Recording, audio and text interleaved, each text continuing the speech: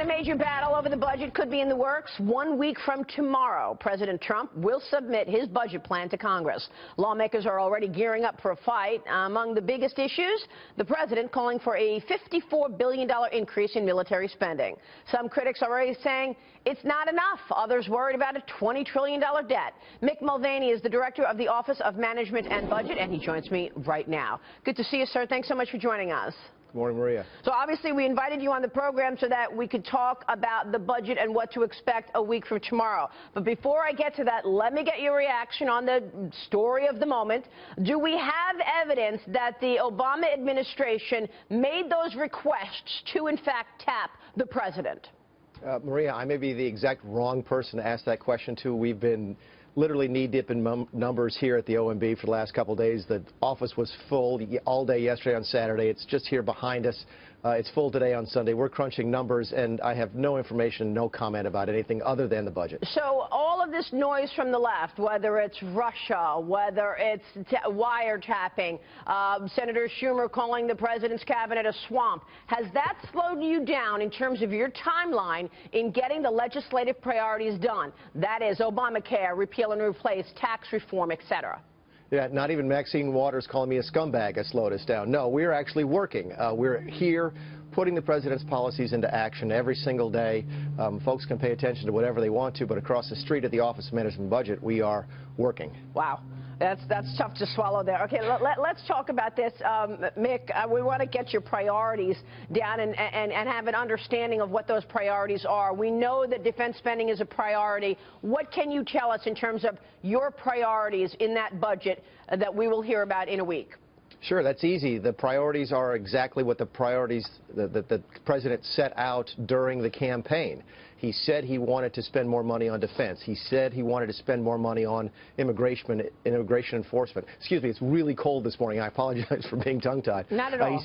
He said he wanted to spend more money on enforcing the laws that are already on the books. He said he wanted to spend more money on school choice. And he said he wanted to do that without adding any additional money to the deficit this year. And that's what we have been spending our time on, and that's what we'll be delivering next week. All right, so $54 billion boost to defense spending is being talked about and debated on the left and on the right, Mick. And I want to get your take on this because I spoke with General Jack Keane, four-star general, just last week on Mornings with Maria on the Fox Business Network, and he had some stunning things to say about the readiness of our aircraft in the Navy as well as the Army, where the fleet is the oldest it's been in decades, and he questioned whether or not $54 billion is actually enough. Listen to General Jack Keane with me last week.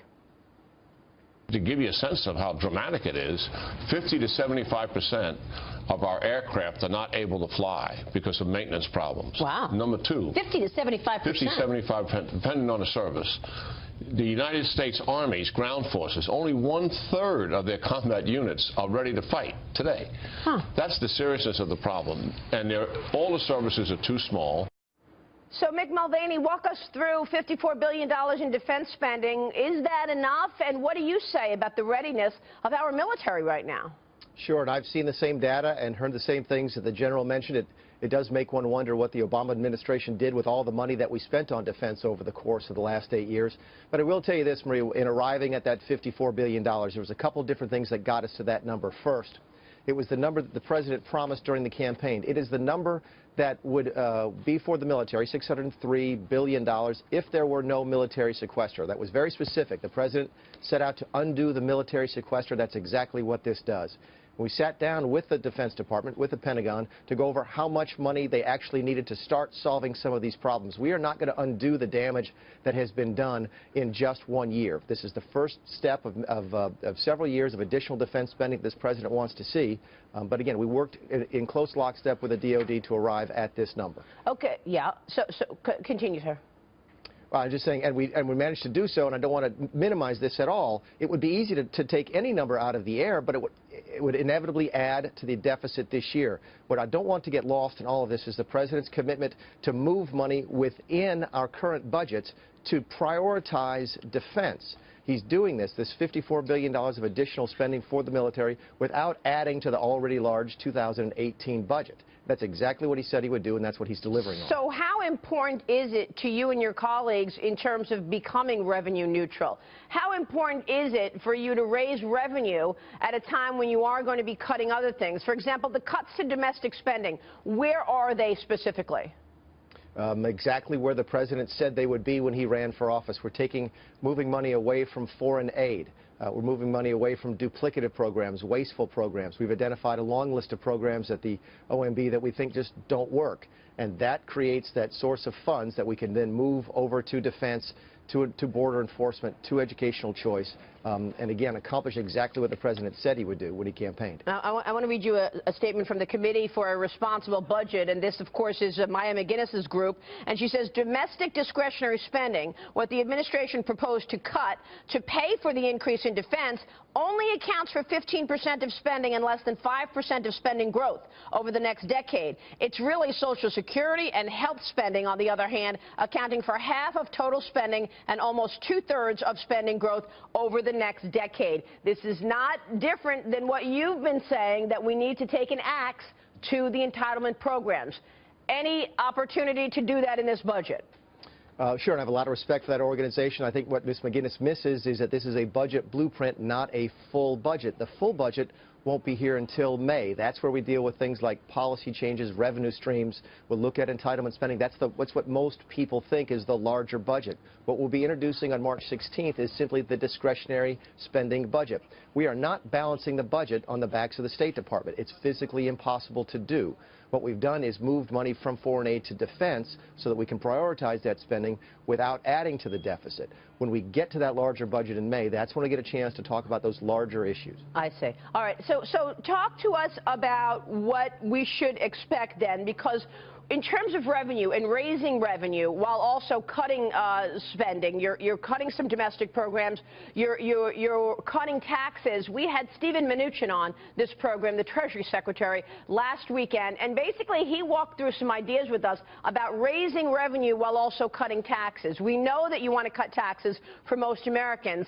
So do you want to see a border adjustment tax? Here's what Steven Mnuchin told us in terms of a border adjustment tax or a so-called reciprocal tax and raising $1.1 trillion in revenue over a 10-year period. Watch this.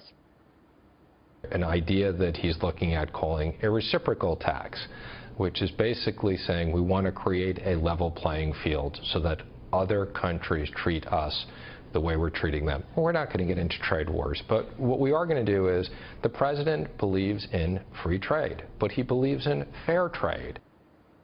What about that, Mick Mulvaney, in terms of the revenue raise? Are you married to also raising revenue while cutting taxes? I think Mr. Mnuchin is spot on. I think what you heard him say, or if you dig down deeper into the details, the House likes a border adjustment tax, the Senate doesn't. We're looking at a couple of different ways to try and raise revenue, but also level the playing field. That will come as part of the larger tax reform discussion that will take place in the next couple of weeks. Keep in mind the batting order here, Maria. We think we'll have to see a discussion and a vote on Obamacare replacement first. Then you'll have a tax reform proposal a few weeks after that. Okay, so just to be clear, we are looking at priorities in this upcoming budget of defense spending, of infrastructure spending, correct? What are the other spending priorities? Actually, infrastructure will probably come as large of a part of a larger package later on in the summertime. The priorities in this budget are defense, homeland security, law enforcement. You'll see an increase to the proposed budget for the Department of Justice to enforce the laws that are already on the books, and then also things like school choice within the Department of Education. Those were the priorities for the president during the campaign. They'll be the priorities for the president in this budget. And you're comfortable with an increase of $54 billion in defense, despite what we heard from General Jack Keane. You believe that America is safe with those kinds of numbers in the face of a potential attack or anything else? I do. I believe that takes the important first steps to undo the damage that was done during the sequester and puts the military on a solid footing to be able to do what we need it to do. And the priorities are that you'd like to get tax reform out by August. Is that correct?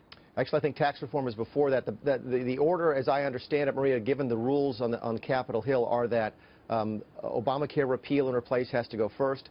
Then we'll move into a discussion about tax reform. then we'll have a discussion about infrastructure packages. In terms of that budget, defense spending, is that the biggest allocator in terms of increases in spending?